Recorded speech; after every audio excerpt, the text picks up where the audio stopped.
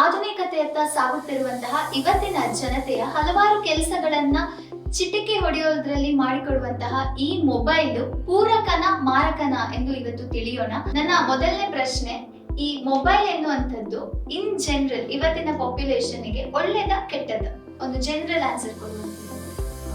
ಅಂದ್ರೆ ಜನರಲ್ ಒಳ್ಳೇದು ಕೆಟ್ಟದ್ದು ಎರಡು ಒಂದು ವರ್ಡ್ ಅಲ್ಲಿ ಕೊಡ್ಲಿಕ್ಕೆ ಆಗುದಿಲ್ಲ. ಯಾಕಂತ ಹೇಳಿದ್ರೆ ಒಂದು ನಾಣ್ಯಕ್ಕೆ ಹೇಗೆ ಎರಡು ಮುಖಗಳಿದ್ದಾವೆ, ಹಾಗೆ ತಂತ್ರಜ್ಞಾನ ಬೆಳವಣಿಗೆ ಆದ ಹಾಗೆ ಅದರಲ್ಲಿ ಪೂರಕವೂ ಸಹ ಇರ್ತದೆ, ಮಾರಕವೂ ಸಹ ಇರ್ತದೆ.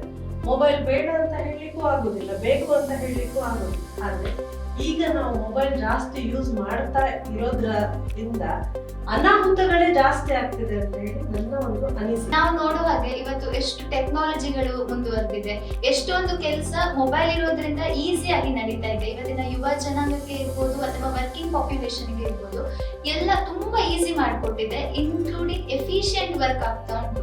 ಸೊ ಹೇಗೆ ನಾವು ಇದರಿಂದ ಕೇವಲ ನೆಗೆಟಿವ್ಸೇ ಜಾಸ್ತಿ, ಮಾರಕ ಜಾಸ್ತಿ ಅಂತ ನೀವು ಹೇಗೆ ಹೇಳ್ತೀರಾ? ಭಾವನಾತ್ಮಕವಾಗಿ ನೋಡುವಾಗ ನಾವು ಭಾವನಾತ್ಮಕವಾಗಿ ಈಗ ಮಕ್ಕಳಿರ್ಬೋದು, ದೊಡ್ಡವರು ಇರ್ಬೋದು, ಇಲ್ಲ ವರ್ಕ್ಗೆ ಹೋಗುವವರು ಇರ್ಬೋದು, ಪ್ರತಿಯೊಬ್ರು ಸಹ ಭಾವನಾತ್ಮಕವಾಗಿ ಅವರು ವೀಕ್ ಆಗ್ತಿದ್ದಾರೆ, ಯಾಂತ್ರಿಕದತ್ತ ಅವರು ಮನ್ಸು ಮಾಡ್ತಿದ್ದಾರೆ. ಈಗ ನೋಡಿ, ಹೆಚ್ಚಾಗಿ ಎಲ್ಲರೂ ಇವನ್ ಕೊರೋನಾ ಟೈಮಲ್ಲಿ ವರ್ಕ್ ಫ್ರಮ್ ಹೋಮ್ ಬಂತು. ವರ್ಕ್ ಫ್ರಮ್ ಹೋಮ್ ಬಂದ ಮೇಲೆ ಈಗ ಜನಗಳಿಗೆ ನೀವು ಯಾರೇ IT ಫೀಲ್ಡ್ ನಲ್ಲಿ ಇರ್ಬೋದು, ಯಾರಿಗೆ ಅವರಿಗೆ ಆಫೀಸಿಗೆ ಹೋಗಿ ವರ್ಕ್ ಮಾಡೋದು ಅಂತ ಹೇಳಿದ್ರೆ ಬೋರ್ ಅನಿಸ್ತಾ ಇದೆ. ಯಾಕೆ ಅಂತ ಹೇಳಿದ್ರೆ ಅವರಿಗೆ ಹೇಗೋ ಆಗ್ತದೆ, ಮನೆಯಲ್ಲಿ ಇದ್ರೆ ಸಾಕು, ಜನಗಳ ಕಮ್ಯುನಿಕೇಶನ್ ಇಲ್ಲ. ಮುಂಚೆ ನೀವೆಲ್ಲ ನೆರೆಕೆರೆಯವರು ನಿಮ್ಗೆ ಯಾರು ಈಗದ್ದು ಗೊತ್ತಿಲ್ಲ, ನಾವೆಲ್ಲ ಚಿಕ್ಕದಿರುವಾಗ ನೆರೆಕೆರೆಯವರೊಟ್ಟಿಗೆ ಮಕ್ಕಳೊಟ್ಟಿಗೆ ಆಡುದಂದ್ರೆ ಸಂಜೆ ಆಗುವಾಗ ಭಯಂಕರ. ಅದು ಕತ್ಲಾದ ಮೇಲೆ ಮನೆಯಲ್ಲಿ ನಿಮಗೆ ದೊಡ್ಡವರು ಎಂತ ಕೋಲ್ ಹಿಡ್ಕೊಂಡು ಹುಡ್ಕೊಂಡ್ ಬರ್ಬೇಕಿತ್ತು. ಆದ್ರೆ ಈಗ ಮಕ್ಕಳು ಮೊಬೈಲ್ ಅಡಿಕ್ಟ್ ಆಗಿ ನಿಮಗೆ ಮನೆಯ ಒಂದು ರೂಮಲ್ಲಿ ಮೂಲೆಯಲ್ಲಿ ಕೂತ್ರೆ, ಮನೆಗೆ ಯಾರಾದ್ರೂ ಗೆಸ್ಟ್ ಬಂದ್ರೆ ಯಾರು ಏನು ಅಂತ ಸಹ ಗಮನ ಕೊಡ್ತಿದ್ದಾರೆ ಇಲ್ಲ.